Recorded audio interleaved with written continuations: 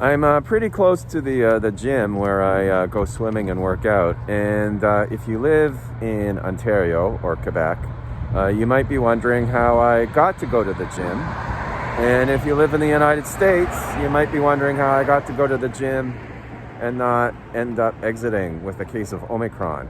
The answer is that despite the fact that there are some social distancing restrictions here in South Korea, they're much more mild than one finds in other countries, and the reason for that is because the surge in Omicron, which hit South Korea as well, is not nearly as monumental as the one that's afflicting Canada, the U.S., much of Europe.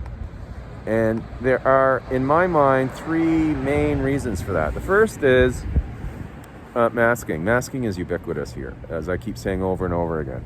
If you're out on the street and you're not wearing a mask, you feel weird. And my students have said this to me as well. It's just expected behavior.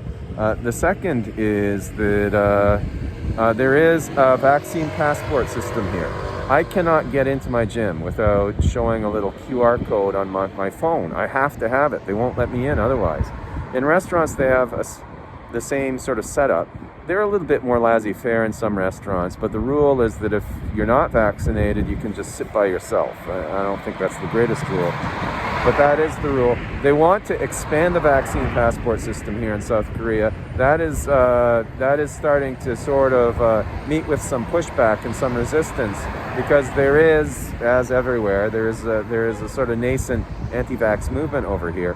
But for the most part, vaccine passports are widespread and accepted.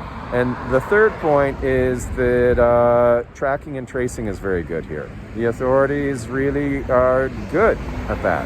And so those are the three reasons that I think explain why it is that there isn't really a huge lockdown culture here, but you can go out and do things.